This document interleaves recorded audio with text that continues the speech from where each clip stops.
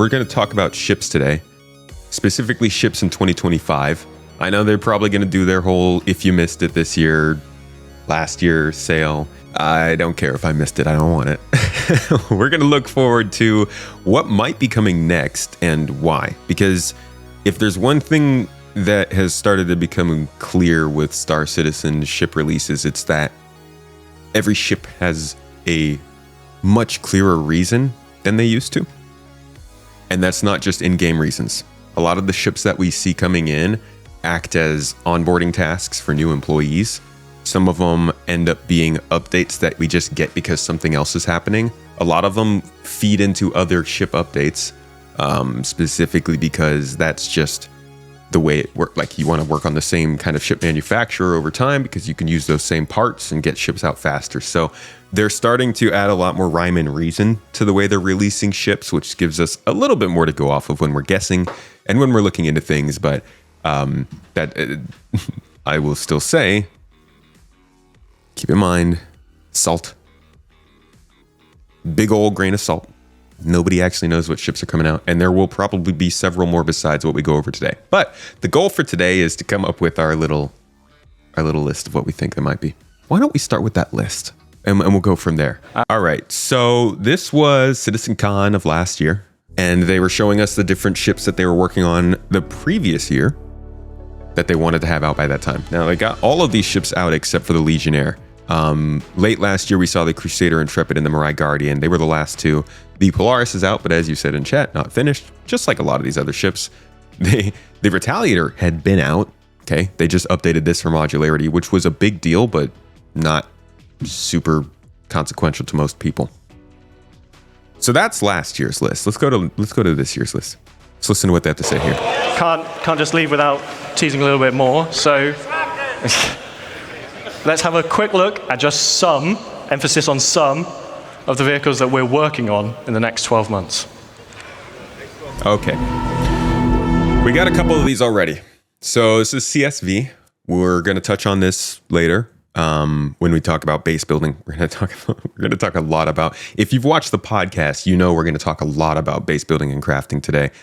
This is, we don't know yet, but it's looking like some kind of a ground vehicle. Honestly, this looks like it could probably be carrying a drone. But considering they've got boxes and armed personnel around, I'm guessing this is just like an APC with some storage. So maybe like an Ursa competitor, possibly a little bigger than an Ursa, it looks. Yeah, this actually looks like, I mean, depending on how far away this is, we can't tell what the perspective is compared to this person. If this is a little further away, this thing could be like Nova sized, or it could be like a little smaller than a ballista. I can't really tell, but yeah, tank treads, cargo space clearly based on the boxes around, and armed personnel. This is definitely some kind of a and there's a turret on top. Like, you can see what this is. So probably not going to carry drones. It's not meant for that. Okay, this one though is a little bit bigger. They're going hard on the ground vehicles, huh? Like, the first three things are ground vehicles. This is almost looking like the ballista platform. Got a little antenna back here, which does remind me of the larger ground vehicle that they had for the base building before they ratcheted the size down to the CSV. Back in SitCon 2023, when they were showing us the Galaxy, the Pioneer, they showed us that long truck kind of base building thing. I get vibes of that from this just because the antenna back here, but clearly it's got a big turret on it. We got more armed personnel here, and there are no boxes. So there's probably not cargo space in this. This thing could be a competitor to the Spartan for some reason. I don't know. Do you guys think there's any reason to have a competitor to the Spartan? Does that make sense? Flop a lower. Yo, thanks for the membership, my man. Appreciate you, buddy. A Spartan RV. Okay, actually, if this thing had like some beds in it, but you can't have an RV without storage space, right? I don't see any cargo boxes around here. Like, it does not feel like they are emphasizing the ability to transport stuff. Is there a ground vehicle for refueling it? Not yet, no. That's another thing is I don't know how they're doing ground vehicles now. A lot of their philosophies have changed over the last 4 or 5 years. Actually, I would say over the last 2 years. with base building and crafting becoming so much more important, I don't know if their ground vehicles that might be focused on something that has to do with refueling or base building would also have a turret on it. They might start doing that more, or they might have it be where industrial focused ground vehicles don't have guns. I mean, for the most part, they haven't yet. The Mule doesn't, the Rock doesn't. The Spartan kind of does, but that's like a armed transport, so that doesn't really count. So I don't know. Because it has a gun on it, I think it's not industrial focused in any way.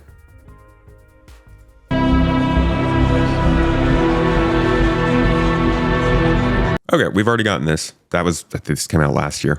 Hornet, Terrapin, last year. Guardian, last year. Okay. Here's our first ship that is, I mean, we basically already know what this is. We don't know the name for sure, but due to different leaks, if you don't want to hear about leaks, mute yourself for a few seconds, come back in like 20 seconds.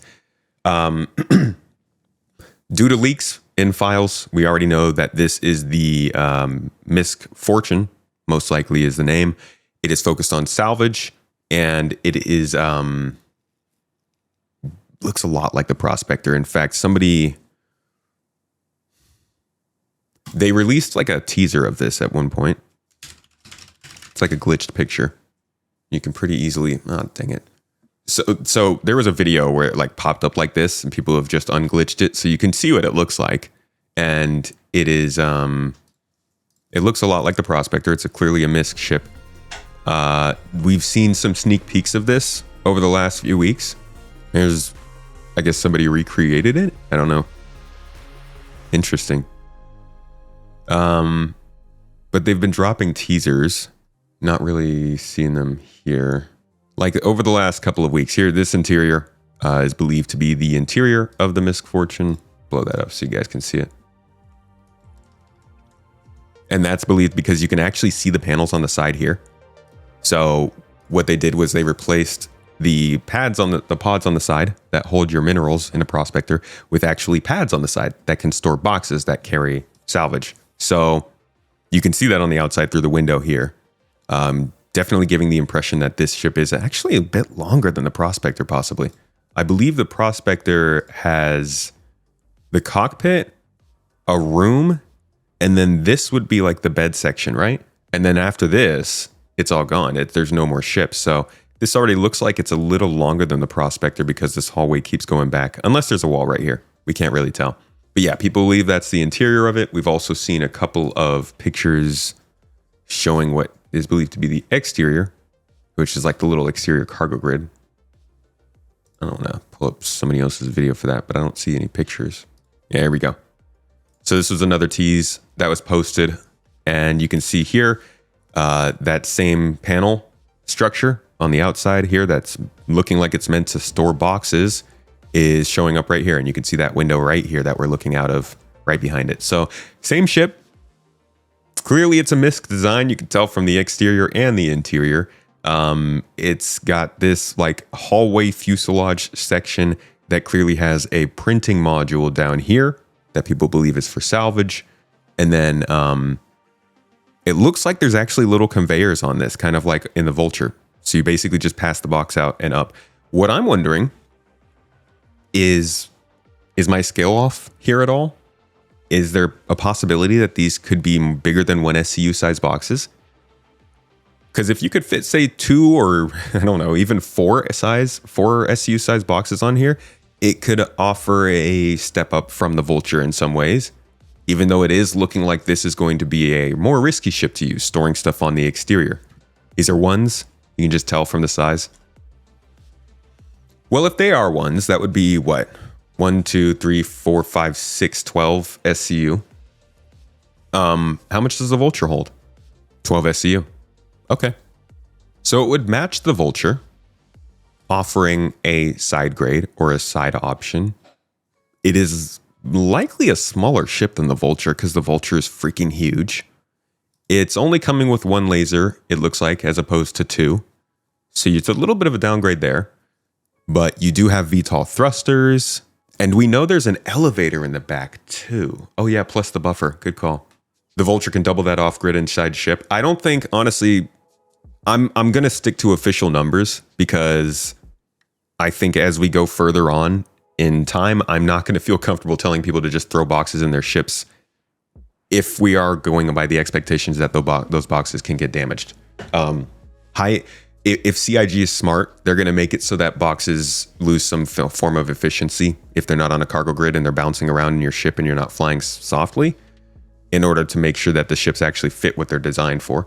But you can probably shove boxes inside of here too. Now, we know from this video that there's a cargo lift in the back as well. So we're missing something. Like, we're not getting it all from these pictures. There's more in the back area here that we can't see in this picture. Something else back here, because that cargo lift's got to go into something. And we clearly can't tell here because of the exterior. So there's a little bit more going on in the back of this ship that we might not know about. Maybe there's a little extra storage back there that can just like sit on a ramp and come back down. But this is looking like another opportunity for salvage to players. And what we said on the podcast yesterday was, this is the first real salvage ship in Star Citizen. Both the Reclaimer and the Vulture were designed for salvage before they designed salvage gameplay. So they didn't actually build those ships for the game. This is going to be the first ship that they went and made the salvage gameplay and then came back and designed a ship around the gameplay. So this might be the choice a lot of people end up picking because it's probably going to be a little bit more fitting, I think. The salvage ship is nice. I'm also interested in not just the fact that this is a ship that clearly is going to fit the gameplay because it's built after the gameplay. This also might introduce something. Don't get your hopes up. I'm not trying to say anything for certain, or even that it's likely, but it is possible that a new industrial focus ship might come with a small update to that industrial focus. But there are other ships that I think we'll talk about later that might come later this year that are more likely for that kind of thing. Let's move on to the next one.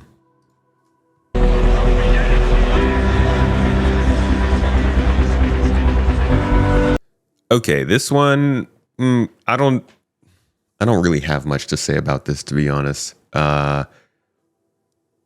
It looks small enough that keep in mind, this video is all the ones they're starting in the next year. This isn't the ones that they're definitely going to release. That's why we're going through this and we're going to talk about our own speculation.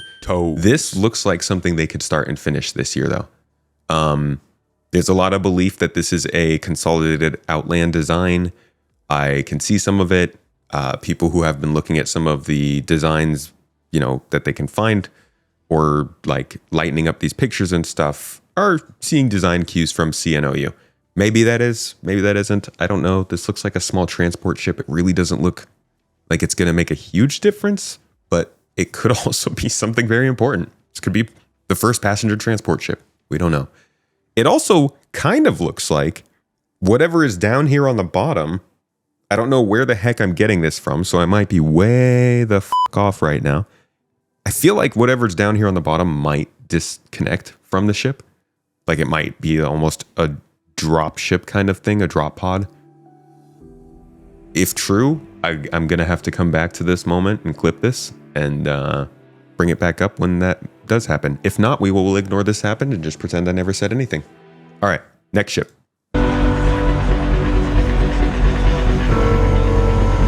This one's clearly Drake. And I appreciated the take that Starjump had on this during the podcast. He just basically said, they just saw the combat prowess people had for the Corsair and made a heavy fighter from Drake that's inspired by the Corsair. Which I then replied, so they nerfed the Corsair to release this. Mark my words, if this ends up being a Drake heavy fighter, then we are going to hear so much screaming when this comes out.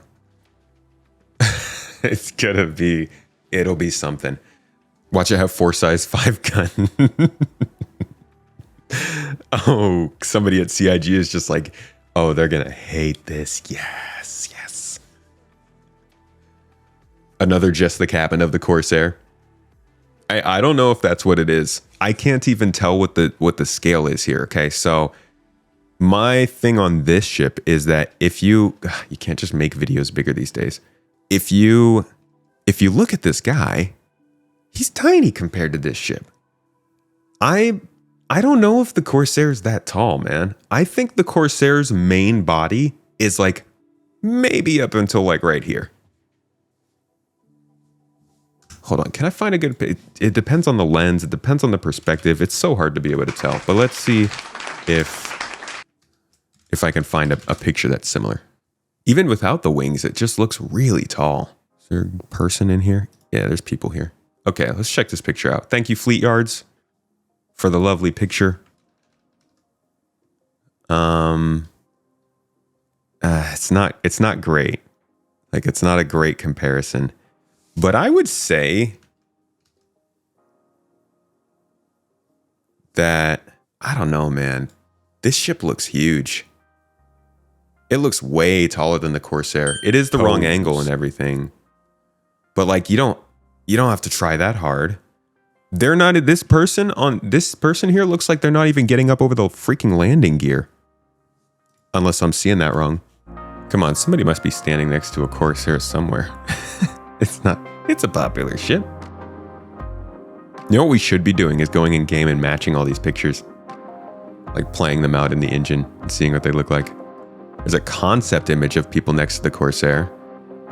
Doesn't quite do it though. Landing suction cup. It looks kind of like that, doesn't it? Looks like a little... Somebody pointed out actually that the landing gear looks a lot like the Reclaimer's landing gear.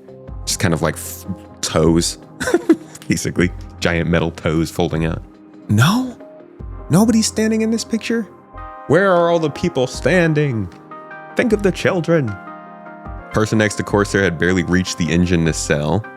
Right, but that's a concept. I can't use that one. Because the Corsair in the concept is pretty high up off the ground. As you can see here. You can't really see there because my head is blocking it. See if I can find it. Dude, Google Images is still terrible at showing us the pictures that we click on. Jesus Christ, Google. How is it so hard? Where is that picture? Here we go.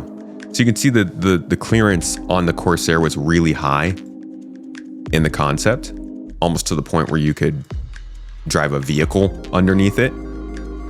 Whereas the actual release version is really low to the ground. Here we go. So this is a weird lens. Definitely low field of view, so it might make the Corsair look a little bit bigger, but it's something. Yeah, I don't even like, it's too hard to compare that, but this ship looks absolutely way taller. I'm sorry. I can't say for any certainty because they're probably different lenses and styles of shooting and distances between the bodies and everything. But the ship itself, even compared to the nearby objects, looks really big here. This looks like you could fit as many people on this ship comfortably as you could fit on this ship. It's just been like squashed. It's like a squashed Corsair, a squashair. I don't even know what to call it, but that is one of the ships. I don't know if this would come out this year. Honestly, we have really no idea what this ship is, where it might be coming from, or what it's related to. So nothing to go off of, but maybe it'll release. Who knows? They're working on other Drake ships this week or this year, and we'll talk about those. Let's continue. Okay. This one's very, very obvious once you start pulling up the pictures. This is your grandbaby old daddy, the RSI Apollo. Everybody's favorite little medevac that we've all been waiting so long for. This one...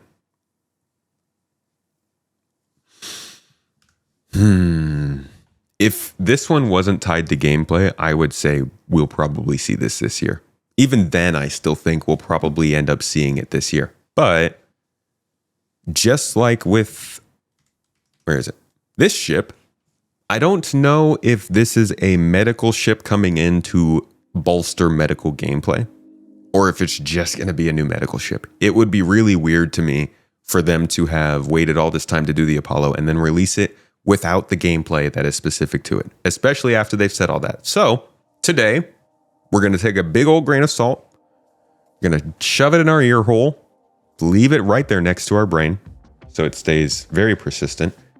And we're going to jump into this conversation with the expectation that both drones and expanded medical gameplay will be in the game this year.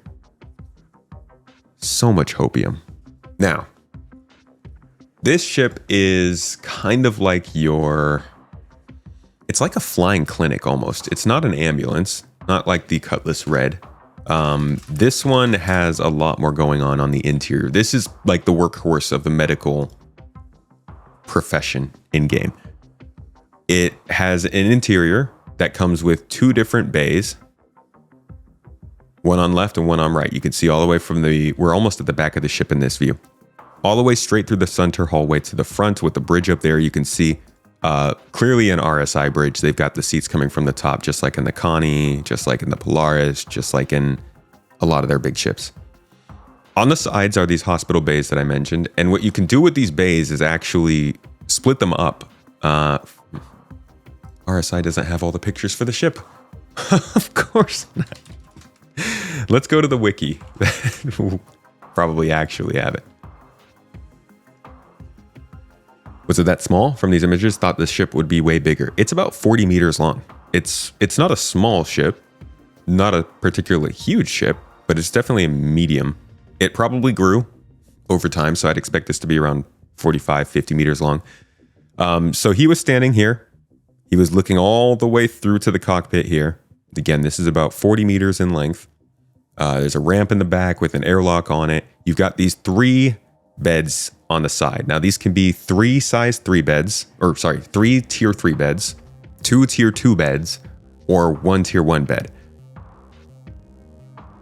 That's probably going to change because the understanding there was that the higher level the bed, the more it would take up more space, right? You wouldn't be able to have 3 tier 1 beds. That wouldn't make sense. But the tier 1 bed being a respawn point versus the tier 3 bed being for injuries has changed since they released this ship. So they might change the design, how this works. But our original understanding was that you would have multiple beds on either wing. So you're making a business of medical gameplay if this is your ship. This is one of those things that shows us that medical is not just going to be some little, oh, I got an injury here, I need a little med pen. Like, they want to get deep into it. They want to make sure that people can really expand on it. There's probably going to be a lot of interaction here when it comes to NPCs and stuff like that. So you can, I think, if this is something you're interested in, expect that there will be more to it. The other part of this is, like I mentioned, the drones. They're basically just little beds, but these are drones. These are automated devices that you are meant to be able to launch from your Apollo that will retrieve somebody out in the field and bring them back into your ship and load them into that bed we were just looking at. And if I can figure out how to get the heck out of this view, here we go. They have a picture here of one of those drones working. Is it this one? Yeah, here. So there's a little opening in the bottom of the ship. And you can see it'll carry your patient up in a little hover drone up through the center. And then you lay down there, and that's the spawn kind of thing. There's 2 versions of the ship. There's the Apollo Triage and the Apollo Medivac, both meant for slightly different things. I don't really remember what, though. The Triage is for first class rescue. It's got a size 3 radar, size 2 computer, one size 3 power plant, 2 size 3 coolers, 2 size 2 shields. It's got the size 2 jump drive, 2 medium fuel intakes, 2 medium fuel tanks, 2 medium quantum fuel tanks, 2 thrusters, and then it's got a turret on it, just for a little bit of defense.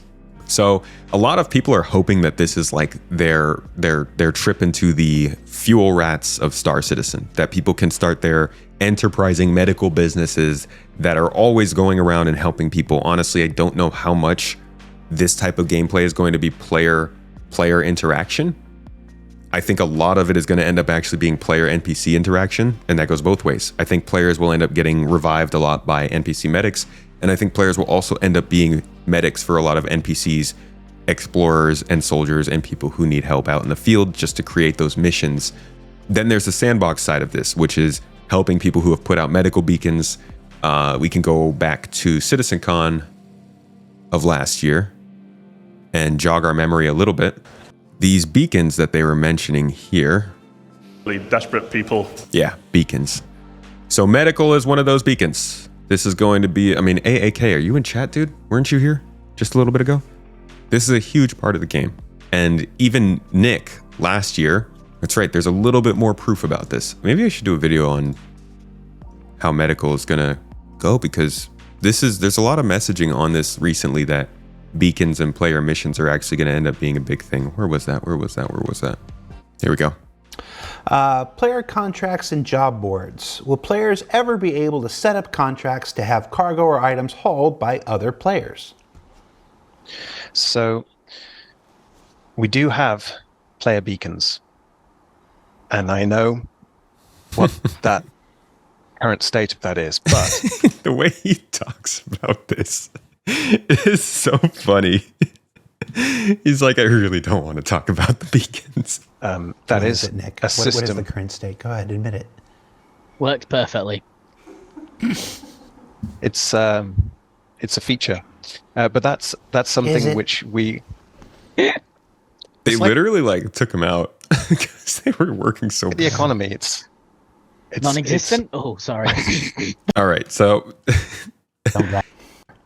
Jared shows a bit, but he legitimately talks here about the beacons and how important they are. Sometimes. Right. Yep. Gotta have fun to make. Aware of it. We try to get player. The beacon system is something which provides for players to contract other players, and it's a system we will be looking to expand upon in the future. And personally, I think that this side of the economy is fundamental, given that we are having a hybrid economy. So there's definitely importance to the beacons. Like, they're focused on them. They're coming up. They've got the RSI Apollo in production, which is probably going to depend on medical beacons. So there's a good chance that we see medical gameplay expand this year with this, but that's a lot to add on top of the stuff that we're already expecting. I wouldn't set your expectations on it, but I do think we're going to see the RSI Apollo, which is a cool addition for the year. A big hit on the backlog. I think that was a good ship for them to get worked on.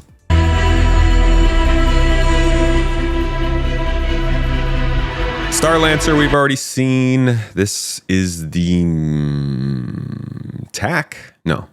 Yeah, this is the TAC. You can see the turret sticking out here, I think. No? Is this the Max? So they got a bunch of box all over the place, and actually I think the turret would be sticking out further if it was the TAC. Does the Max have little guns on the front here? I don't think they really confirmed the TAC was going to be coming this year. So this is the TAC. Is it the TAC, dude? What about the... Oh, thank you. What about the build? Does the build have turrets there? It does. The build does have turrets there. Yeah. I think it's the build. The TAC has massive turrets coming out of the side of it. And I think if we were looking at that ship, they would show up in the silhouette. See, you'd see the build ships, right? The lights poking out the side. That's definitely the bottom one. You can even tell from the shape. So this is the build. So they are saying that at least the build will get work, which I guess is something that we already knew. Doesn't mean it's coming out, but it is getting worked on. Yeah, I'm not really actually seeing anything that makes this different from the build or the Max. Definitely not the TAC, because that turret's not there. But what sets the Max apart from the build? Okay, what's next? Yes. So this is when things start to get interesting with this list, because this is a bigger ship. We're starting to get up there. So this is a ship that competes with the Hammerhead, actually. It is called the RSI Perseus. And it's kind of been expected. This is like a, what is this even called? A patrol gunship. Okay. A large patrol gunship developed in the late 2520s. Wow, it's an old one. By RSI. It was redesigned as a civilian model in 2950. Imagine a company coming out like 400 years later and being like, hey, you know that gigantic war machine we made 4 centuries ago? Yeah, Bill said his son wanted one. Could we like civilianize that? Originally, it was intended for blockade duty and engagements against sub-capital ships. The Perseus is outfitted with four, count them, 4. You know what they say when they fire off? You know what those 4 freaking cannons say?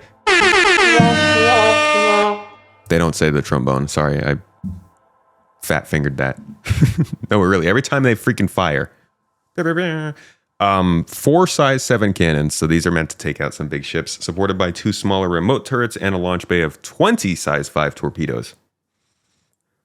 So like, this is about the size of a hammerhead. They actually make that very clear in the marketing materials. Just give that one a moment to sink in. Can you imagine putting, like, if companies were putting out actual marketing pictures of their vehicles just absolutely decimating the competition's view, like not beating it in a race or something, but splitting it in half and flying through the insides as all of the human beings that were on board die in a vacuum, screaming and choking on their own melting lungs. A bit grim for a Monday. Well, maybe they should think a little bit more strongly about their marketing material. This is dark. Anyways, the Perseus is about the size of the Hammerhead, but you don't need 7 people to fully crew it. This one is a 1 to 6 person crew. Obviously, you only need 2, 1 person to fly it and another person in the big fucking gun in the front, lighting people up. But I think this will be a little bit more doable with small groups than something like the Hammerhead. It's also not meant for the same thing. The Hammerhead is an anti-fighter screen. This is clearly some anti-capital, anti-large ship kind of ship, but I think similar crews will still look at it, just look at doing different missions when they go out, you know? Fighter food, well, that's why you got to have a Hammerhead to back one of these up. Seems a tad OP. No, it's at risk of, I mean, like I'm saying, there's nothing really there outside of a couple smaller turrets here and there, right? A couple here and there on top and bottom to defend this ship from something like, say, an Ares or a Retaliator or, I don't know, any other small ship meant to take out big ships. Because you're not really going to hit it with this turret. This ain't meant to hit a fast mover. It's like 4 ions with a bunch of size 5 missiles. That's one way to put it. Makes it feel like the ion maybe should have been made by RSI. They said the Perseus isn't made to take on capital ships. It won't have enough defensive capabilities to survive against the combat capital ships. Does this not have large shields? It's got large shields. 2 large shields. Let's see, does it have PDCs? I mean, if this thing has PDCs, I feel like it should be okay. But yeah, maybe not capital ships, rather the smaller capitals, like maybe your Odd Polaris possibly, but mostly your Nautilus, your other Perseus, your Hammerhead. What else would there be? Probably your support ships.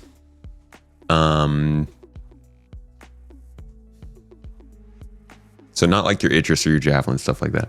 It won't have PDCs? Okay. Has a ton of armor. Yeah, I bet. Actually, of all of the ships in the game, this one looks like it would have the most armor. This looks more badass to me than the Idris or the Javelin. Cool ship. Quite expensive for the size, I would say. Jesus. This thing is 100 meters long.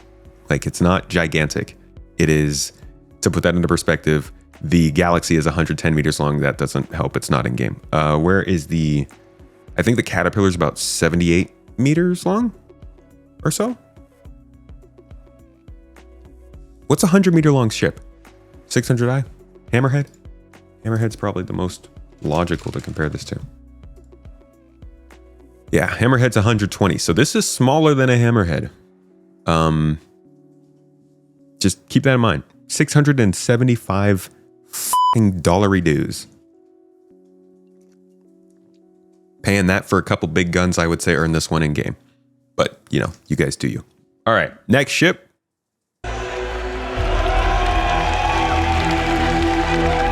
You can even hear the cheers. People are excited for that one. But even more so this one. This is what I was originally going to start today with.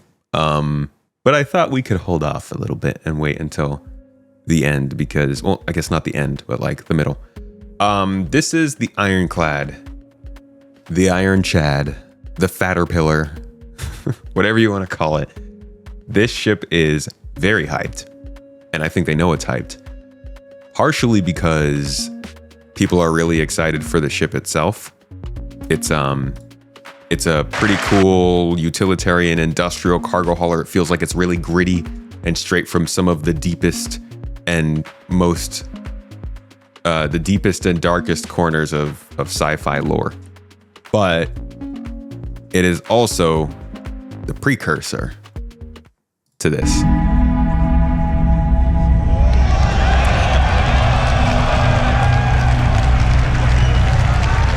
Now, that cheering that you just heard there, most of the crowd was still asleep from the early morning start. Okay. This actually, I think this was towards the end of the day. I don't care. That was not encompassing of how much hype there is behind the Kraken. This ship might be one of the most hyped ships in Star Citizen period. In fact, if we go back to my channel, I think I did a community poll last year. And I was just like trying to make a point that the Polaris was very hyped, more so than some of the other big ships like the Idris and Javelin. So let's go all the way back to that hype, that poll, because something I did that was very stupid, I didn't know how dumb it was at the time, was I put the Kraken on the same poll. You don't put the Kraken on the same poll as anything, because it will always win. Now, I was still able to make my point.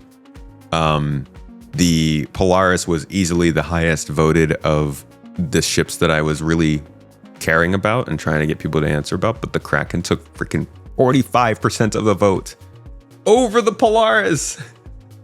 So it's a very hyped ship, and that's not to say that it's coming this year. It's definitely not coming out this year, but the Ironclad is kind of the precursor to it. They've already confirmed the Ironclad will help them to make the parts that they need to then make the Kraken, like we talked about earlier. So after you see the Ironclad come out, there's going to be a lot of expectation that the Kraken is starting to be worked on, and that gets people excited. We talked about it in the podcast yesterday. We'll probably talk about it throughout this whole year, and this will not be anywhere near the end of you hearing about it. But let's go back to the ISC where they introduced the Kraken, or the Ironclad, and I want to give you guys a look at like why people like it from the devs' mouths themselves. This is a marketing pitch, okay? I'm not going to sugarcoat it. This whole thing is a very fancy marketing pitch. Even the freaking pictures are moving. So take that all into account. But they're going to describe here what the whole point of this ship is. And I think it really captured a lot of people, both in the design and in sort of what they're going for with it. They did say that this ship is actually in active production. Yes. They actually said this was in production at the end of last year. And I believe Stardrump had a hot take on the podcast that he thinks they might. God, did he say it was the Ironclad? I think he said he thought the Ironclad might end up being introduced for Drake Defense Con. But I need to go back into the podcast and figure that out. Or Mrs. Tomato will be looking at that and she could probably confirm. But there, maybe, I don't know. I don't know if there's a chance this ship makes it this year, but it's definitely in the works. Now, here's some news about it. Kind of next step up for Drake cargo ships. It kind of builds on what the Caterpillar brings, but in a much larger form. The Drake Ironclad is a 6-person multi-crew armored freighter. A large proportion of the ship is dedicated to the cargo bay at the front of it. which has both a front ramp for loading and unloading cargo and small vehicles on the ground, as well as a retractable roof for doing that in space with EVA as well. Little tight entrances to cargo ships doesn't necessarily lend itself to when you're out in deep space and you're trying to quickly move some cargo from one person's ship into your ship.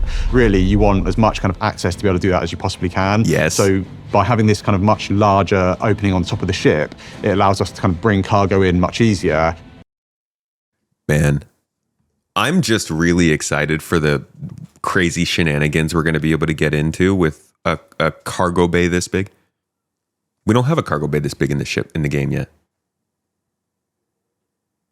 I don't even know if the Idris cargo bay is this big.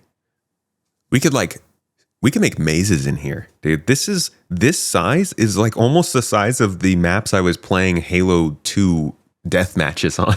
And it's inside of a ship that we can put anywhere we want. It's kind of insane. I wonder as Maelstrom becomes more of a thing, and we start to see ship destruction in these larger ships, how realistic it's going to be able to just like cut the ship in half, but still kind of use both pieces like push them both close together, so you have this kind of self-made derelict ship you can make fun interactions out of. So its role being a sort of armored freighter comes from two distinct ways. One, the cargo itself is more protected. It's within the cargo bay that has the armored roof section that covers it. So unlike, say, a Hull C where the cargo's on the outside, you can load it from the outside but then protect it with the Ironclad. Is also more heavily armored than the Caterpillar, so it kind of gives a little bit more security to your kind of precious cargo. The exterior, very classic Drake brutish styling, a whole lot of engines and a lot of framework and quite thin structural elements support the rest of the ship. Very bare bones styling. It doesn't have, so the exterior you see is pretty. Okay, sorry, I didn't mean to do that. Can we go back real quick? Sorry. Yeah, the Drake body pillows, dude. I wonder if they're gonna make an Ironclad body pillow to snuggle with. I want to pull up some footage that we saw not long ago. CIG posted it. And it was their advertisements for like the way they were changing the storage system and stuff. But one of the things that we got to see was a kind of makeshift roleplay shop inside of a C2. Here. This is made up all of movable assets just sitting in a C2's cargo bay, right?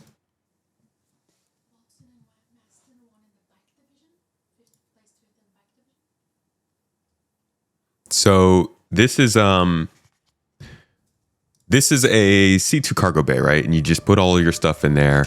Now, you have to work your own security. Like, you got to make sure people aren't stealing stuff. But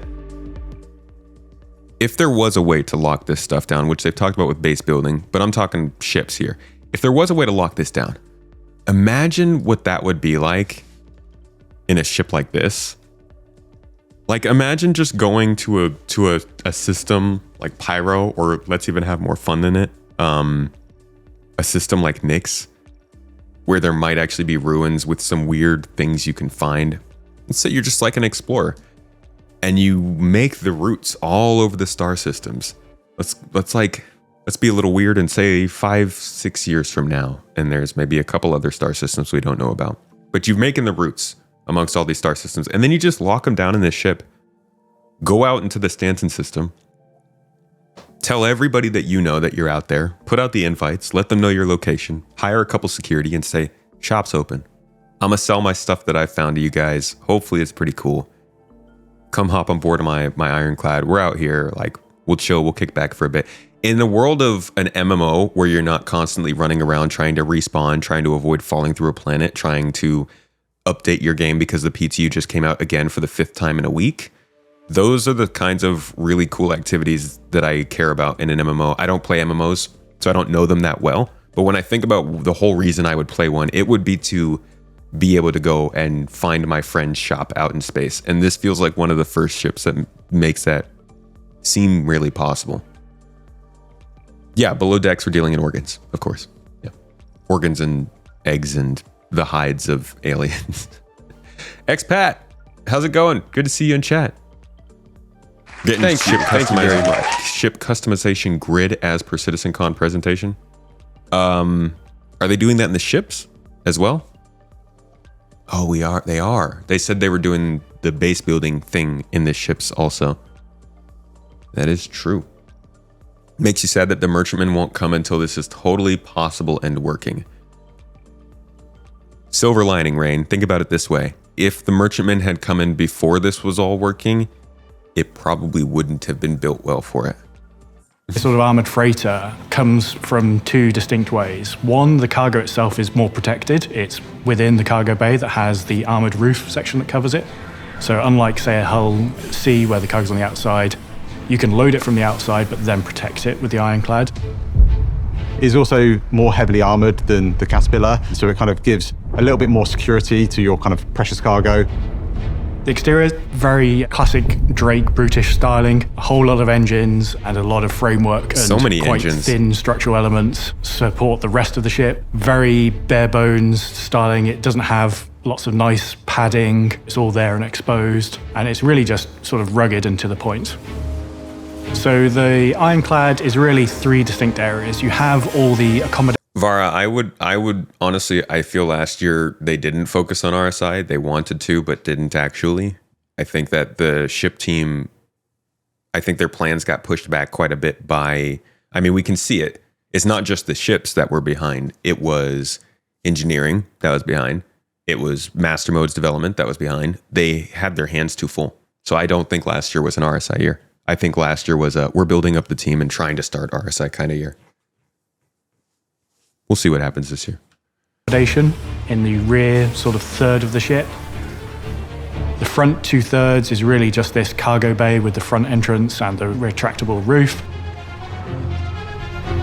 And then you have the command module, which has seats for the crew, plus a few little jump seats for everyone else. Command module is there to steer the ship when it's attached, and the command module serves as the escape pod as well. The only time you really want to detach it is in an emergency.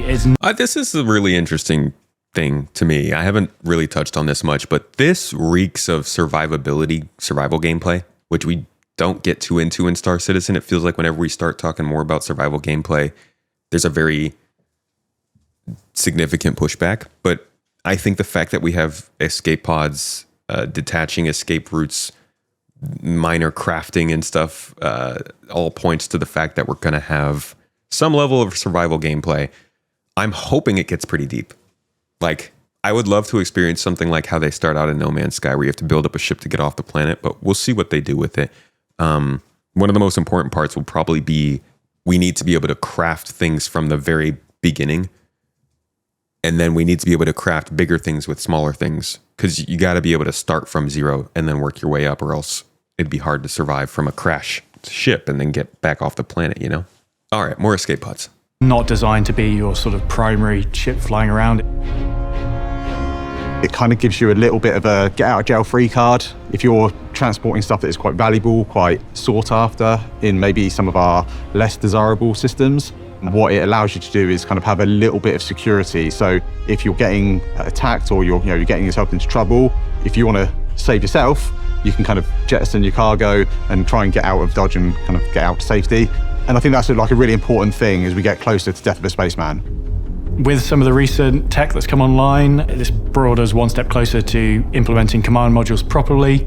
So not only will you see this detachable command module feature on the Ironclad, but as well it will happen on the Caterpillar. Interior-wise, you've kind of got two entrances onto the ship. You can either enter via the command module, and that takes you straight into a kind of corridor section. It's kind of like almost like a mezzanine. You can either go up to the habitation area, which I bet you they learned so much on how to construct that compared to the Reclaimers mezzanine, because the Reclaimers one is not a great experience. Or the ship gives you like super nice views out both the kind of cargo out the front and the rear of the ship, or you can kind of come down the ship into the main habitation area. Alternatively, you can enter through the dock and collar airlock, which is on the opposite side of the ship.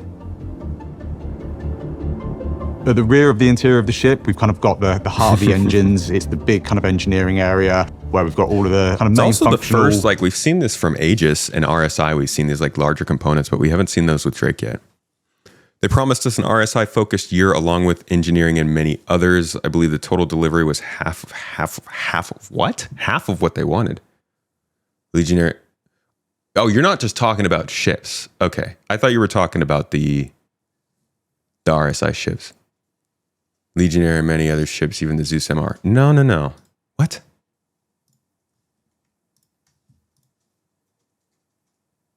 Okay, now you're throwing me for a loop, dude. Half the ships.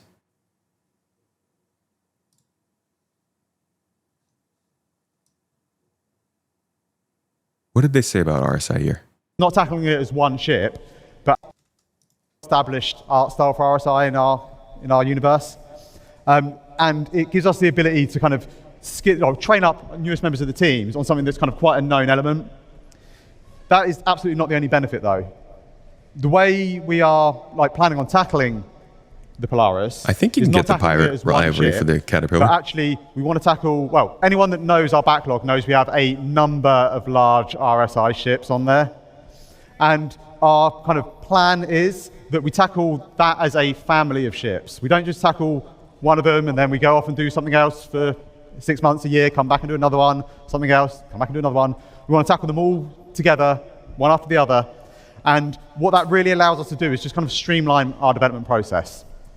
We're able to, for our more common areas of the ship, we're able to build kits that we're confident in, that we can reuse and we can make the most out of them. And then that allows us to focus our development time and our efforts really on the much more unique and the important and exciting areas of each ship. Tackling them as a family kind of allows us to expedite their development. We leverage the experience that we've got within the team. And it just allows us to, like I say, streamline everything. So first up, we've got the Polaris. See, this thing, Next yeah, I think PK said it. This thing, I didn't think this would get out earlier than the end of the year last year. I thought this was going to be a Invictus or a IAE or a CitizenCon release. But even then, it feels like, as people have pointed out, it came out relatively unfinished in some places. It was lacking some detail, but it also at the same time, like this ship, from talking with Starjump and the way he looked at the models and stuff, this raised the bar for the other models of ships. So even if the interior of the ship might have felt a little bit low on detail, I'm not too bothered by it because I feel like it's a very bare bones sort of military ship. They just need to get the torpedoes working better. It does seem like this took up more of their efforts than they wanted because they probably wanted to at least get some updates on some of the other ships publicized last year. See? Then we got the Perseus. Oh, the captain's quarters, right? And that kind of closes out. Yeah, so they said they're going from the Polaris to the Galaxy to the Perseus, but I don't think they said these are coming this year. Out are most of our large RSI ships, and then we can see what we want to take on after that. Well, I think that's pretty much everything we want to talk. Dude, the RSI year narrative, was that a community made thing? Did they ever actually say that this was like an RSI year?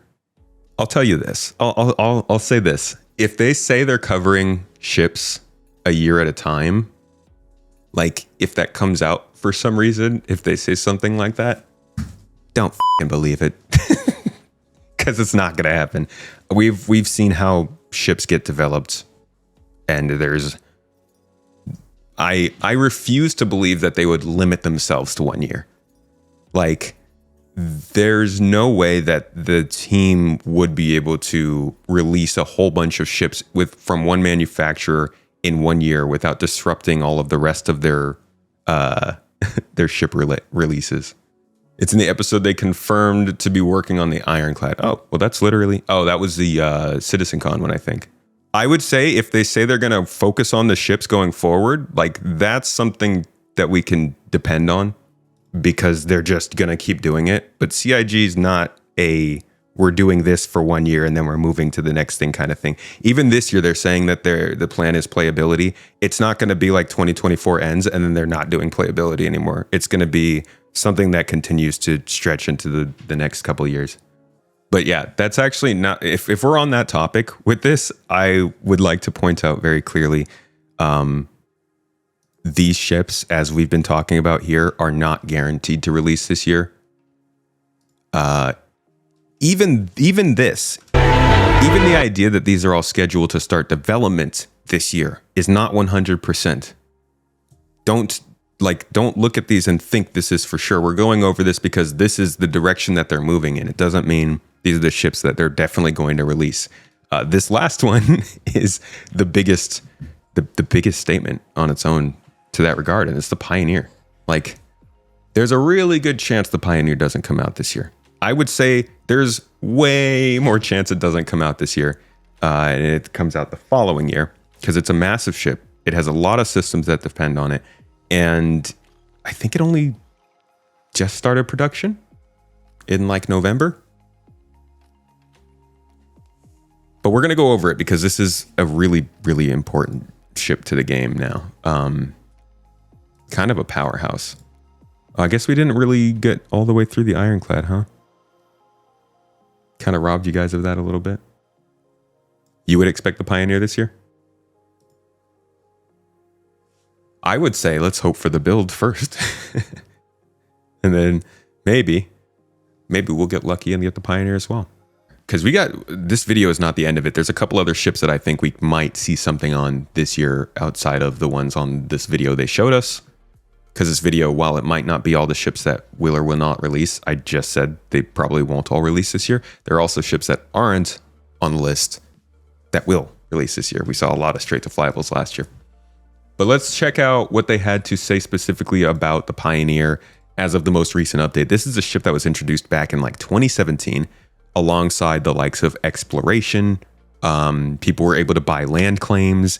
It was definitely the scandal of that CitizenCon, and it was quite a fun time, but it was a long time ago. And since then, we sort of stopped thinking about base building, and since then, they've expanded a lot into crafting. So they also had to expand and change the Pioneer. Now we get to get an idea of what the updated and expanded Pioneer is and how it fits into base building, which, as I said, is a big part of the talks of the next year Medium in drones. ships. So here's a little look from John himself as to how that all changed recently. Large drones. What about bigger things? So, who can guess what that is? So,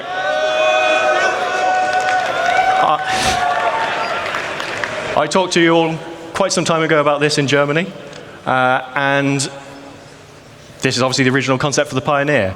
Now, some time has passed, and whilst the core concepts of base building have remained the same at a high level, who likes this one more than the new concept? I think this one's got a nice look to it. I like it. But I was always wondering how this model was going to work. My main thing was, how would you build a large base if everything you built had to be in between these two arms? Like, what if you just had a really wide base? Would you not land? Or like, would you construct it in the air and then just drop it 50 meters onto the ground? That always confused me. I thought it was cool, but it kind of felt like it was designed with the product in mind rather than the journey to create that product. Let's look at the new one. How you physically build your bases has changed slightly. So back then, you were building everything on board the ship here. You would fly your Pioneer. This is the area I want to build in. I'm going to build my base on board the ship, and I'm going to drop it down. As you've seen, bases are a lot more expansive now. This doesn't work anymore. So we need to do a little bit of some reconcepting. Okay, so one of the first things we really wanted to kind of solve was the arm.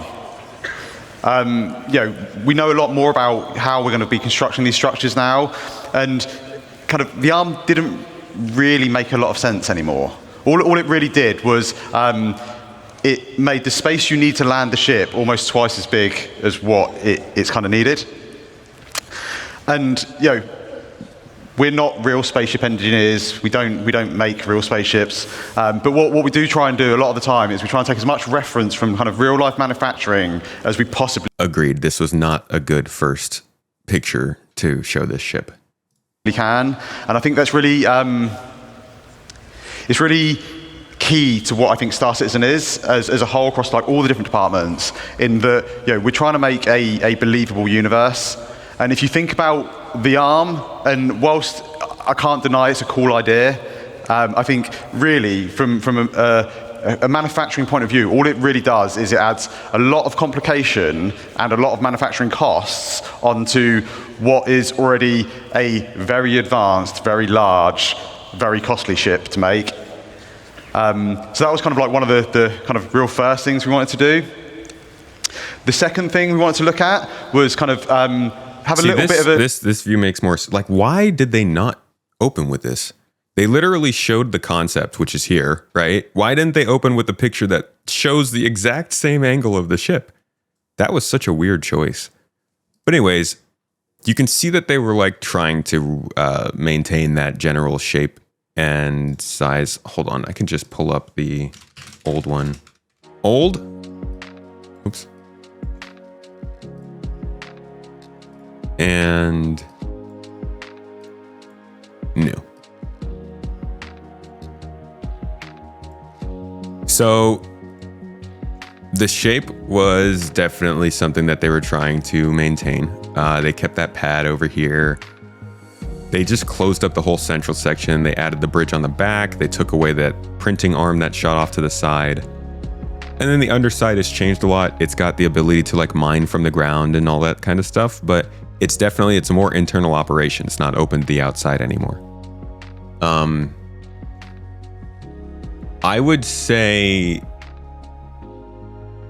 I would agree that it's not good that it has unused space in the design. But I don't think that's the challenge that they're trying to solve here. I think the real challenge here is one that's plaguing a lot of Star Citizen. It's one we've talked about today earlier. And it is that ships are being designed before the gameplay. So when the gameplay comes around, they have to fit that ship to the gameplay while still maintaining the ship they sold. And they've done this with the Redeemer. They're doing this with the Corsair. They've done it with the Ares. We're seeing it with some of these ships. It happens after they've released and they get balanced, or weapons get added or removed. Some of them it happens before release and they get redesigned. That's what's happening here. And I would say that it's not great that they have wasted space if they didn't have to make this fit the ship they already sold. Because they can't just change the shape. And if the gameplay itself has changed to the point where the gameplay fits in a more efficient space, which is like drones, then you make use of that space and you balance the ship as you need to, and then you keep the ship to look at like what people spent money on. Otherwise, you're gonna have bigger problems on your hands. Could you imagine if they just looked at all the space that was in the 890 jump that might not be used and said, let's just allow for cargo boxes there? And then the 890 jump becomes the meta cargo hauler. Like, imagine if this thing had the ability to mine, to build, to have something land in it, to craft, and then it also had enough cargo to never have to go and ask for anybody else to haul things. Like, it has to have something that it's a little limited on. Requisite materials. I don't know. I think there's probably a lot of balance that goes into what you fill empty space in on a spaceship and what that would mean this ship no longer requires help from other ships for. And I think they're likely building this to try and rely on some other ships. Oh, it does say it's a self-sustaining mobile base. I don't know though. That seems a little low P if you just keep filling it with more and more stuff. We needed to add a few extra kind of onboard facilities. So, you know, a med bay, like I say, the crafting area, the ability to refine or extract and refine materials. So let's have a quick look over the updated interior of the Pioneer. So at the back of the ship, we have the classic bridge, looks out over the expanse of the ship. And then top and bottom of that in this image, we have the escape pod rooms. And then leading off those is the access to the manned turrets that remain. Then going downstairs, we have the cargo area at the top. Doesn't look like a lot. That's 1,000 SEU of cargo now in that space. Jesus Christ. See, like, imagine if they took this and then added, what could they do? 2 more maybe here comfortably? Probably like 2.5 more. So this ship, potentially, they could have given it like 3,000 SCU of cargo as well.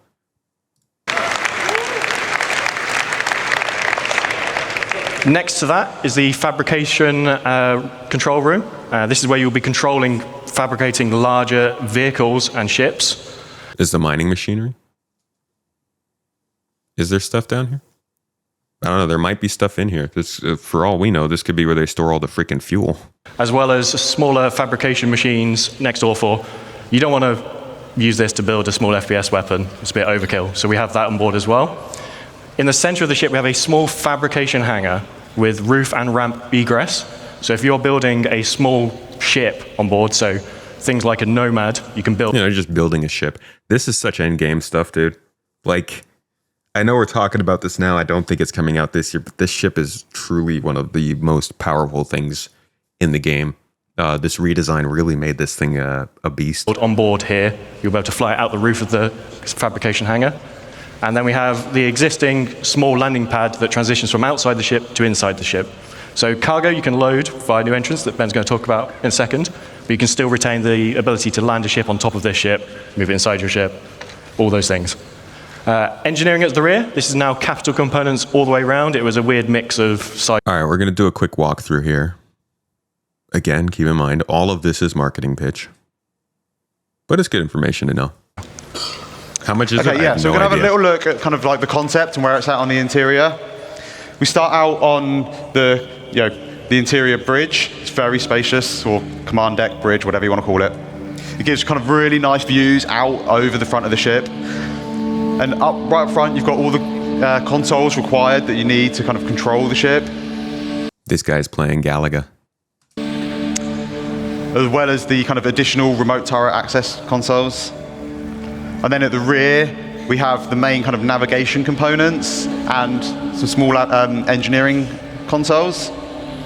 And kind of flanking either side, we've got these two corridors, and they lead out to the manned turrets that kind of sit above the bridge. And they also have all the escape pods needed for all the bridge crew. Like I say, we want this to kind of be a home away from home, so we have a very large, comfortable habitation. It's freaking double deck habitation. Get the out of here. Who are you? Huh? Origin? You think you're nice? You think you got luxury? What is this? Everybody should be eating off the floor. One room. One room. This is why Drake ships cost the proper amount. Station area. Each of the crew members, they get their own individual crew pod. And one of the nice things about this is these actually open up and they allow kind of each crew member to kind of decide like how much privacy they actually want. That's what I like to see. Pack my employees away. I don't want to see them. I don't want to know they're there. Pack them in a box. This is the crafting area. We've got the 4 kind of crafting machines. And these are right next to the cargo bay. You could just, I can't believe like, it's going to be, man, what kind of gameplay is this thing going to drive? The internal cargo bay. And as John says, this holds up to 1,000 SCU of cargo, so it's pretty sizable. To make it a little bit easier, it's got its own dedicated cargo lift at the back. That again, just simplifies that kind of getting cargo in and out of the vehicle.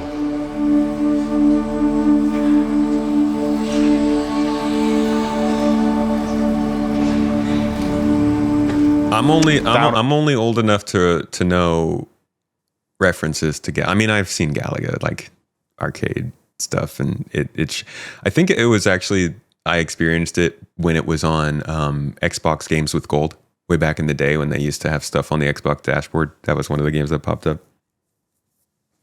At the front, we have the drone room.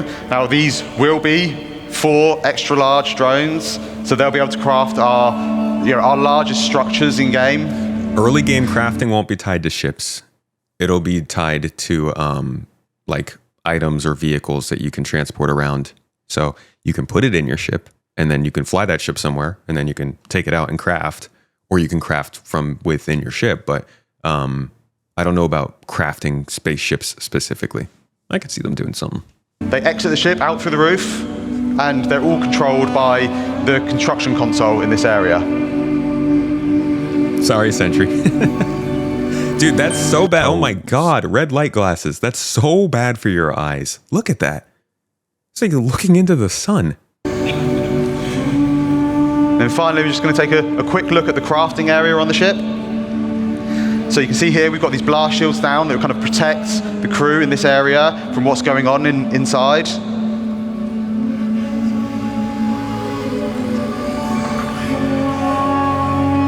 And then as these open up, we just finished making a storm.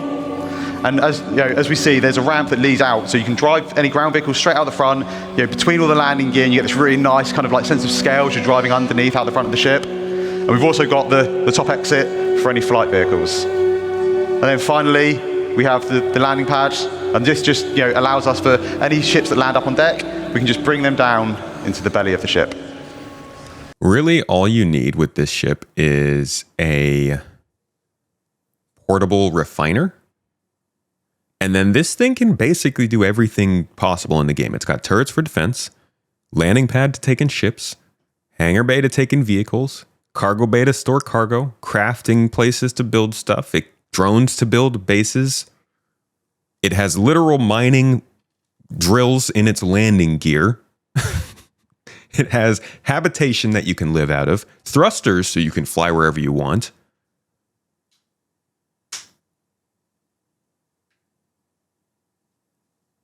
It doesn't have salvage beams, so I guess there's that. That's pretty crazy. There's so much going on with this ship. Imagine how many hours of gameplay you lose if someone blows up your Pioneer. Oh my God, yeah. It'll be nerfed. I don't even know how they'd nerf this. We just take away the thrusters.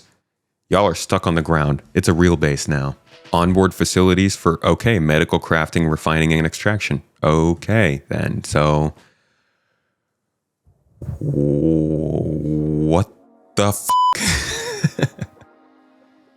We'll have to see what happens with this ship. This thing seems more full-featured for Star Citizen than the Endeavor at this point. And the Endeavor is modular. We don't want a single ship to do everything. Here's the Pioneer. Yeah, this thing's going to have to be an absolute pain to defend. I guess technically this is a base without the same protections as a base. So if you're in a high protection, a high security star system, and you're building bases with this thing, no, yeah. Would that mean that the base you're building is protected? Is this ship also protected? How does that work? Could people bomb this and your bases next to it are safe? Is it included in the bubble? I bet you the ship's not safe. So even if you were in a high security area, you'd still want to have some security to defend the ship part of it, I think. Yeah, this ship's wild. But it's not coming out this year, so it's not that important to us at this point. The next ship that I want to talk about that I think is coming out this year, well, I think could be coming out this year, is the Expanse. Guess that was kind of my my spelling of that. That was perfect timing too. Thank you very much.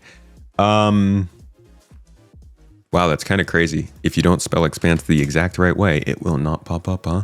So here's the Expanse. Now, I have a couple reasons for why I think the Expanse could be coming. It's a MISC ship. It is important to crafting because they have really started to redefine what refining is based around the crafting profession. And it's not super big. This is like more of a guess, okay? This isn't confirmed. I don't have any damning proof of why this might be happening, but I hope it happens because I think this would really help to complete the loop of resource extraction and selling.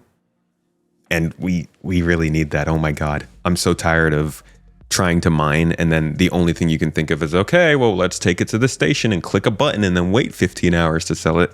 At least let me pass it on to somebody in my org so they can have some fun with it, you know?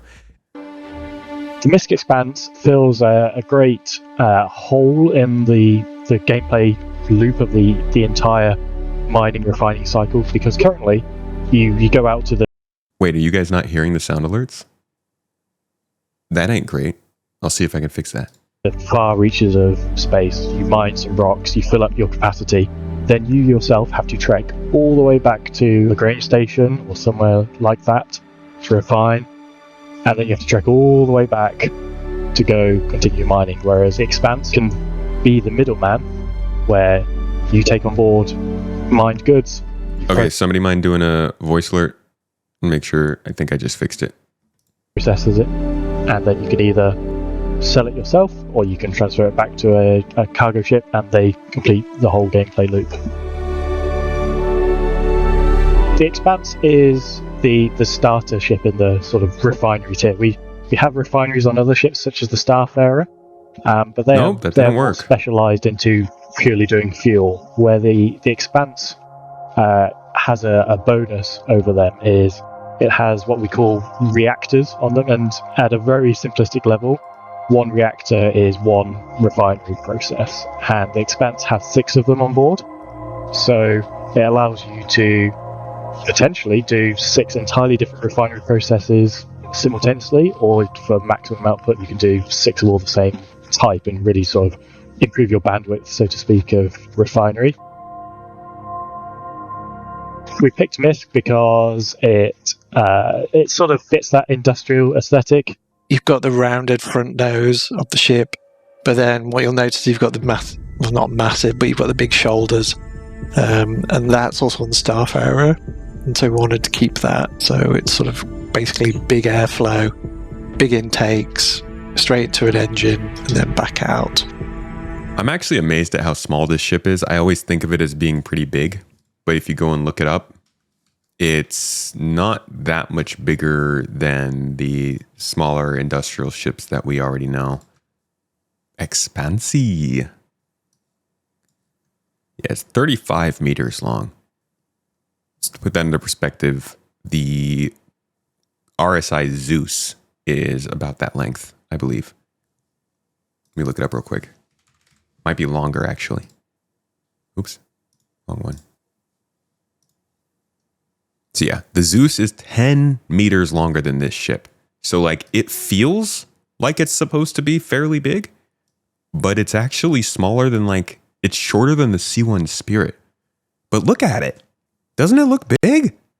Like what's going on here? Is it just the concept art? Is it am I just stupid? I can't tell what distances are. It seems like it's bigger than 35 meters, but that's where they have it. Let me just reconfirm that. Yeah, it's 10 meters shorter than the freaking C1 Spirit. How big is the Prospector? It's got to be 25 meters or so, right? 28 meters maybe? Yeah, 26.5 meters from the Prospector. So it's only 10 meters longer. Yeah, I think it'll be bigger than 35 meters when it actually is in the game.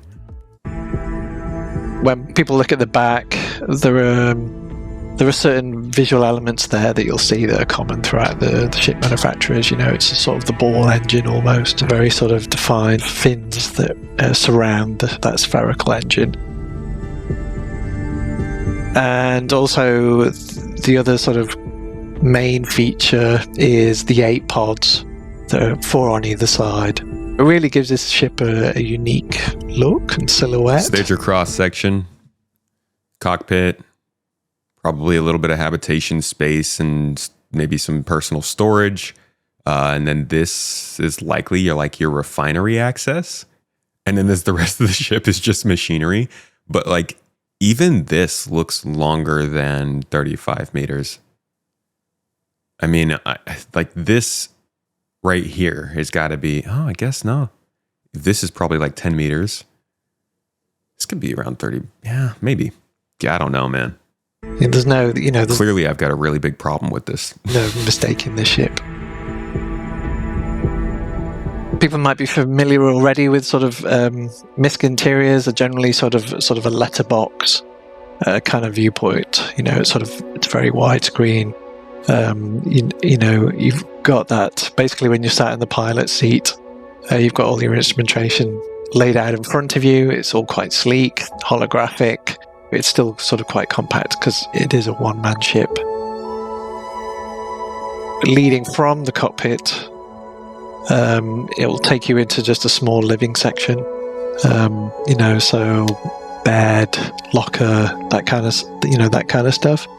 And then progressing to the rear of the ship is just a really small sort of like operations room, basically, where you can interface with the refinery section. Yeah, okay. So this little room right here we're seeing is this right here. So it's just the cockpit. Looks like a little entrance here. Dude, this is tiny. If this is accurate, it looks like it's just a tiny entrance, elevator up, cockpit, general room, and then refinery. This is like pure industry ship. No rest for the refiners.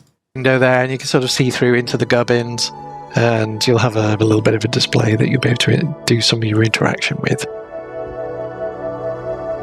It's split level, so to get out of the ship, basically you'll enter into a really sort of compact and bijou lift, or an elevator, as some people say. That'll take you down to the lower floor. Jared, you might want to call it the ground floor, and then outside down a ramp, basically. So quite small. He even says I think the quite ship small. is going to be kind of cool. I mean, obviously it's a niche role, and it's not going to appeal to every player. But I think as a ship and as an owner, I think people are really going to like it. I think they're probably going to sort of really start to gel with it. It's got a lot of personality, I would say, and I hope that people will enjoy what it does, but B, will also sort of enjoy the visuals of the ship and just flying around in it and just having that sort of one-man support experience. The MISC Expanse is... Yeah, so this is a cool ship, and this is actually a really good one for them to get off the backlog, but I'm not confirming that they're going to get this out this year. They were working on refinery ship stuff for a little while, like 2 or 3 years ago. They were working on it, and it just dropped off. I think it was around the time that they probably started to more seriously tie refining into the crafting process. They were probably getting the design down for crafting a lot and realized they need to have refining in there as the upgrading and sort of meat of the crafting process. So I imagine they put refining ships down for a little while, but now that we're getting back to crafting and base building, I think it's something that they'd have to have in for that to work. This is likely, I don't think they said that this is the industry starter for the Expanse, but it seems like there's not going to be a ship smaller than this that can do refining. So this could be the ship that they try to introduce it with as the refining starter ship. But we'll have to see how it works, because I mean, the design's changed a lot since this was concepted. This is based all around these mining sack ideas, but as we've seen, a lot of crafting and base building has to do with SCU-sized boxes. So will this be the ship that does the transferring that we're looking for? That takes minerals from these bags and then outputs them into boxes? Or will they change mining overall and do away with these bags and transition everything over to just using boxes? Let's look at the Starlancer build. If they were going to get a base building ship or a crafting ship into the game this year, it would be that. You'll see it has the drone bays on each side, and then it has the drone resupply arms for allowing the drones to come back and resupply. Inside that room, you have the drone control center. So you have a single station inside, and this is where you control all your drones from, much like Luke showed you in the previous presentation. So there are two large... I say it all the time when I see this picture. If you showed me this, I wouldn't guess Nyx if I saw this. It looks so like grungy in there, and I wonder how close to this they're going to be able to get. Drones held on each side of the room, so 4 large drones in total. And then there are 2 filler stations right at the front here, and these each hold 16 SCU of capacity, which can then go and load the internal resource tank to feed the drones. So you're going to be regularly needing to load this thing with more materials for the drones. Drones that will then be deployed out of their little secret garages, and they go off and do what you've asked them to do. We actually have seen some little bit of a look at how this looks when the drones deploy. Maybe careless flying. And send them off to do their thing. This is a ship I really wish we were getting now, but it works I don't know. Entry is from the rear of the ship, so you've got a big tailgate that sort of opens up, and that gives you access to the cargo area. And I think it's 12 SCUs that it can hold, and then there's a small elevator that takes you up. It's almost like a mezzanine, and then it takes you to the living quarters. Some basic habitation at the rear of the craft. So a couple of beds, the obligatory toilet and shower, food station, a little table. It's very much. So here's the original design for the drones, and this is what they would look like launching from a ship. It's in the, it's that same sort of style. It's basically the industrial Aegis, essentially, and so that feeds through the whole of the ship. So sorry, I was wrong. Where is that part of the video? Here it is. The mechanic for doing the repairing, refueling, rearming is via its drones. So it has 4 drones that are sort of contained within the body of the ship, and then it can launch them out.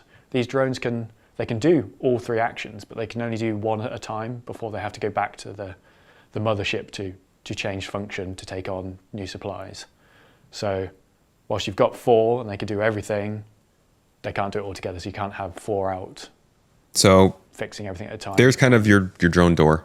This is going to be a very big topic, I think, throughout the next year. We're going to hear a lot more about how drones work.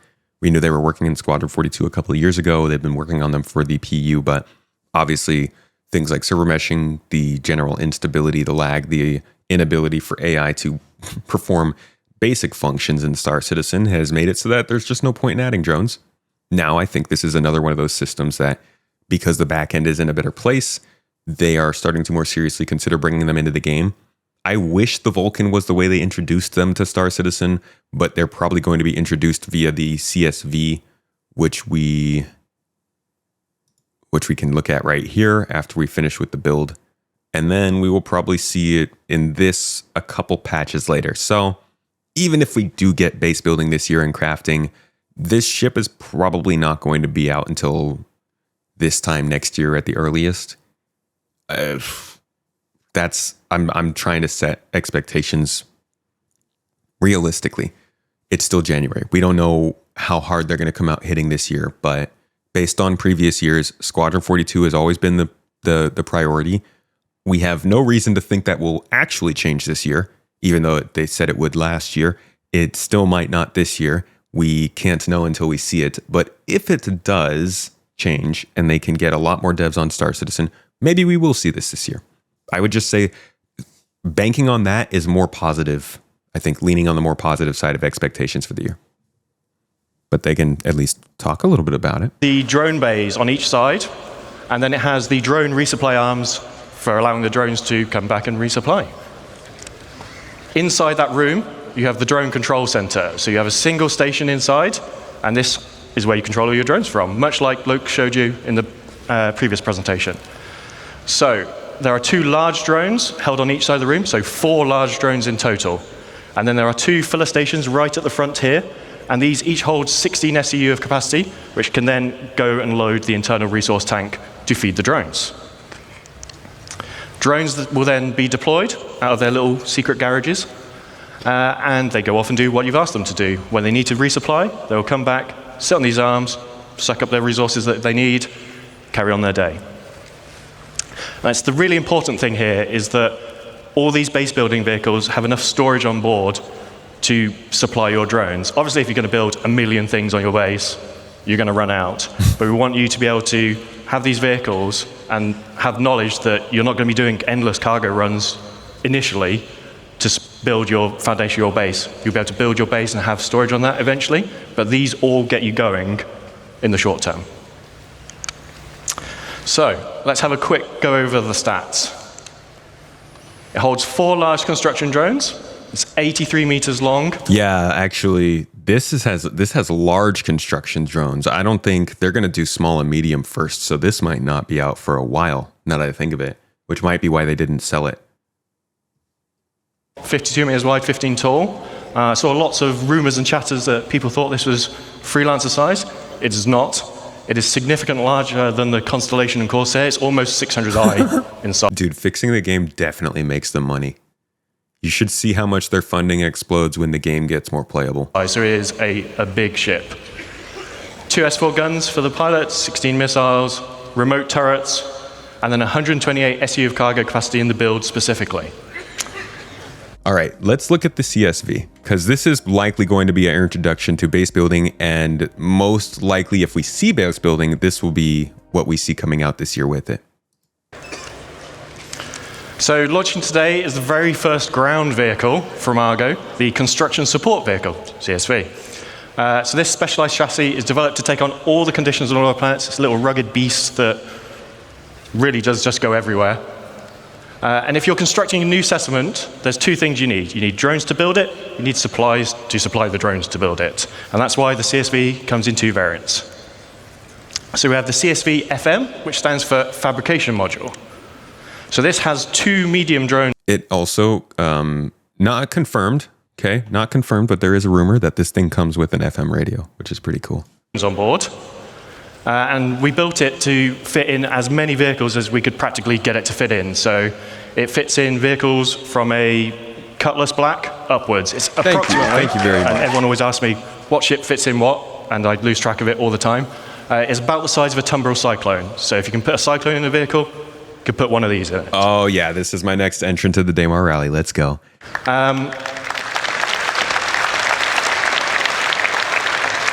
Obviously, 2 medium drones on board, and then it has an internal storage tank for resources. So it has a very small version of a freight elevator built into the back of it. So you feed it 1 SCU crates, it absorbs them into the holding tank on board, and then the drones will come back to the vehicle to refill. And it also has a size 0 serial generator on board for a bit of added protection.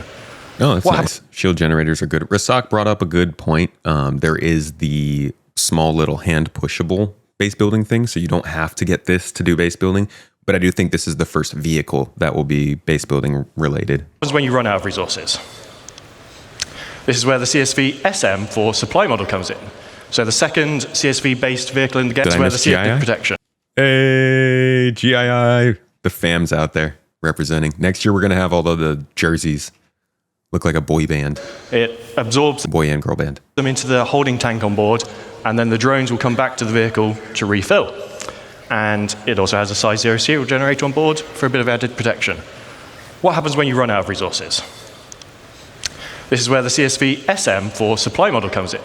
So the second CSV-based vehicle in the game, and this has a traditional 4 SCU cargo grid on the back. So 4 1 SCU boxes, 2 2 SCU boxes, 1 4 SCU box. Depending on what you buy, you can use this to bring it and move it around. So this is the perfect companion vehicle to the CSV FM.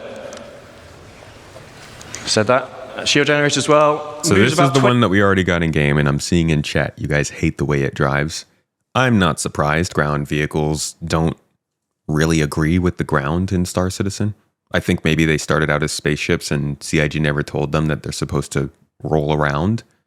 So they're trying to fly and turn and flip over and stand on their nose and basically do everything except for get you where you're going. So I'm not surprised this one doesn't handle very well. 28 meters a second. I cannot, my brain is fried. I can't remember what that is in miles per hour or kilometers per hour. And it is available right now to drive in SC Alpha 324.2. Available at playerc.csv. Okay. So now, let's take a little closer look at the vehicle, and Ben's going to go through it. Okay, how thorough can this possibly be? It's like one room. Okay, so what we're seeing here is the in-game version of the CSV. It's complete with its 4 SCU of cargo up on the rear.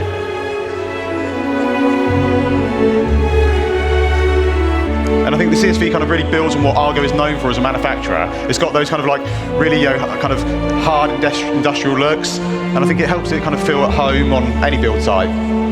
All of its components are easily accessible.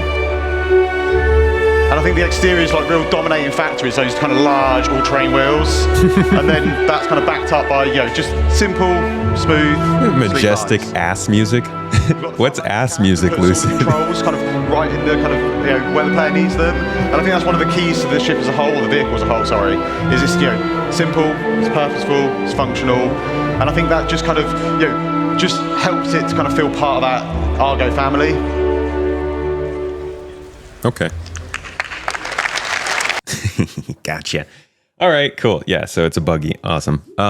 That's like our step into base building, and likely one of the other things we'll see this year.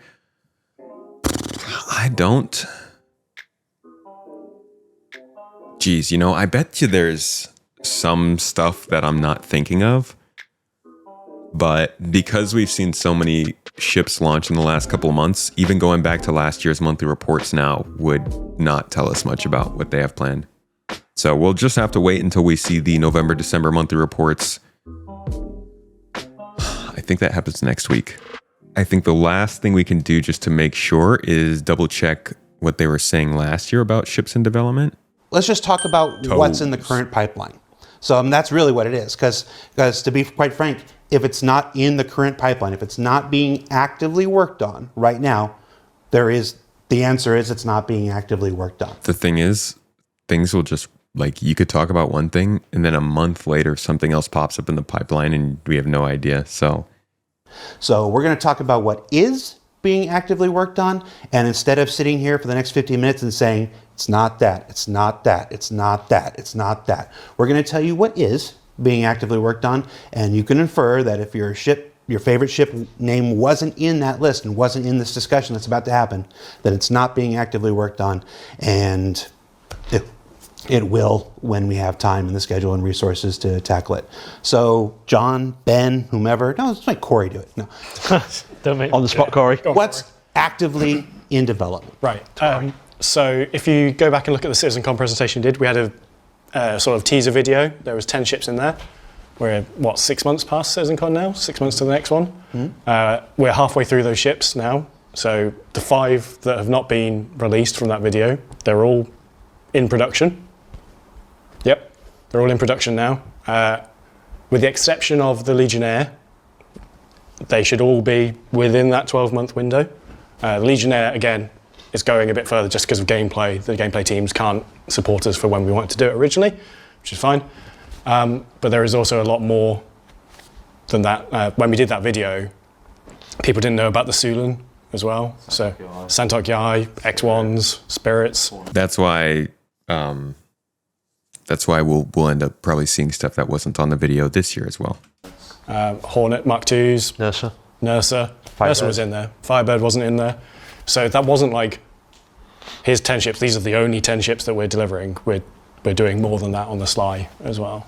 Okay. So of ships that people know about, obviously some of those ships we haven't revealed yet. We're not going to sit here and reveal a ship. We actually went over on the podcast again. Anybody who's in chat and you want to hear this, maybe a little bit more of a lively discussion about this with speculation. I met with Starjump Grim. He runs the, honestly, I think one of the highest quality fleet viewers there are on the internet for Star Citizen. And we had a long talk about the ships that we think is coming. And one of the things we talked about was the backlog and how they're doing with the backlog and working through it. And we couldn't come up with too many ships that are on the backlog right now that should have been released already that haven't. I think the G12 is the most obvious for me. And there are a couple others I think would have been good picks. Like the whole series obviously makes sense. The Idris and Javelin makes sense, but like some of the other ships that I was hoping for, like the Vulcan or the RSI Apollo, I assume they're going to improve the gameplay when they bring those out, and that's why like when the Apollo comes out, I hope there's improvement to medical, or else it's like, why did you guys wait?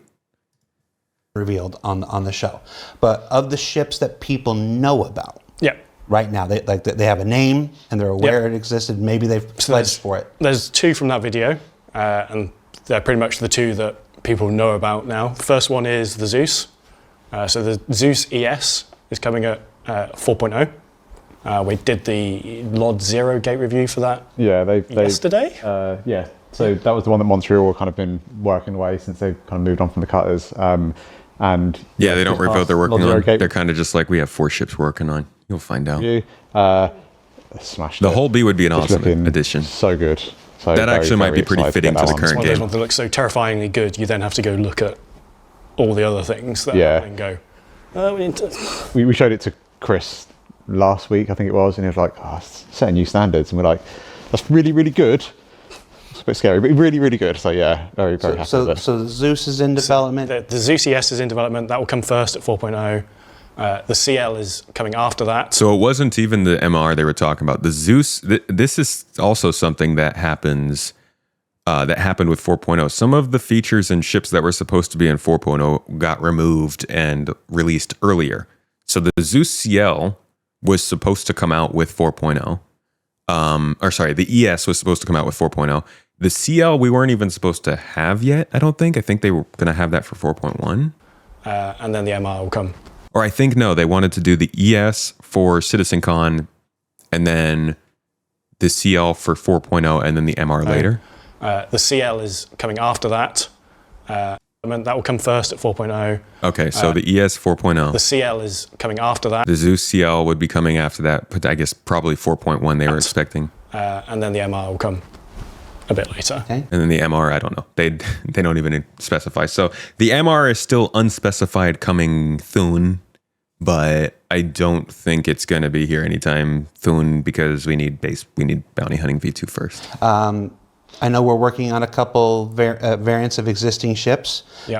I think Brand approved us to reveal that there's another Sabre, probably the one that We already know that one. people thought the Firebird was going to be. It was not, but it's the Peregrine. It's that. It was not. That should be soon, TM. Not giving dates. And then, there's some of the other recent releases will be getting some variants. Okay. There's a lot of resource network stuff going on that's taking up a whole lot of your time. Yeah. I think that's what really slowed them down last year was resource network stuff. I'm fully expecting, dude, if we're going to see resource network coming in 4.1 in April, I'm expecting almost every ship to be rolled over, at least the popular ones. They were talking, I think, originally about like 15 or so.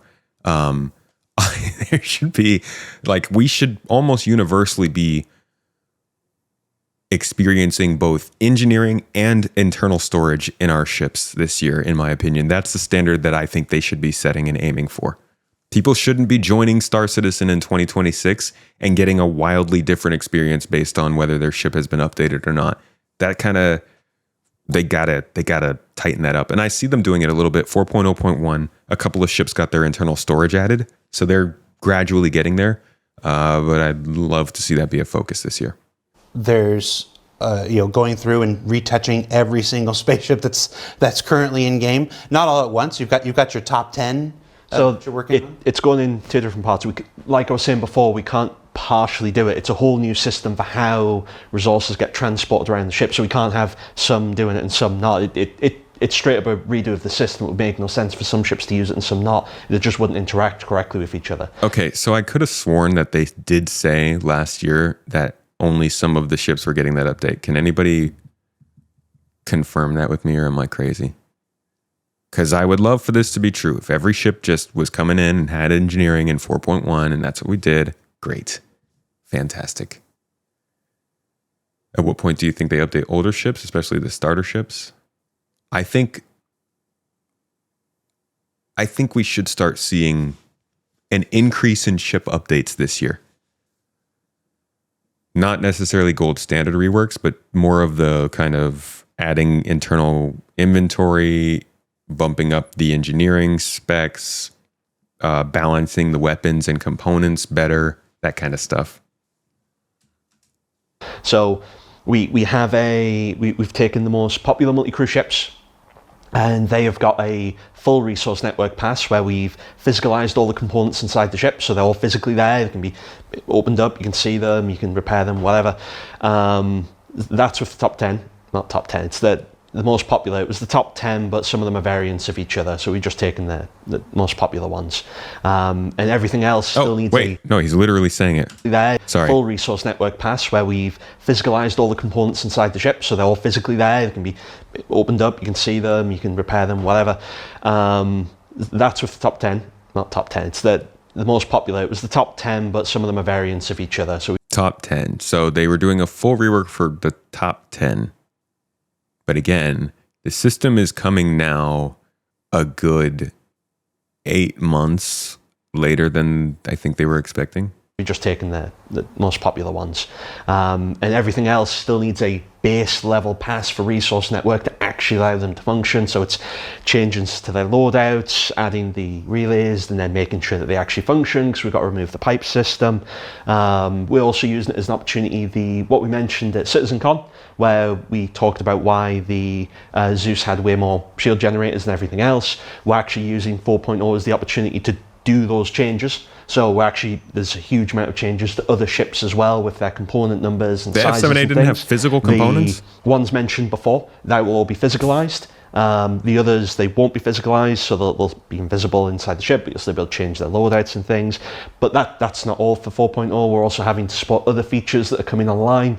I won't go into too much details because it's other feature teams, but it's huge sweeps across all of the ships, and we need to get all that stuff delivered, because as we've had the stuff that everyone saw at CitizenCon come down into the PU, it doesn't just magically work. We need to actually go in and change the ships to actually get them to work with that. So we did the markup pack.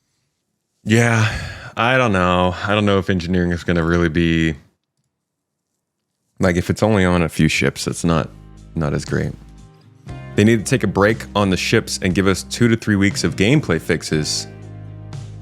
It hurts buying ships that aren't even gold standard, that can't really be utilized to their full potential cause bugs. I agree with you on the second part there. Taking a break on ships to give us 2 to 3 weeks of gameplay fixes. How often do you think they're doing ships?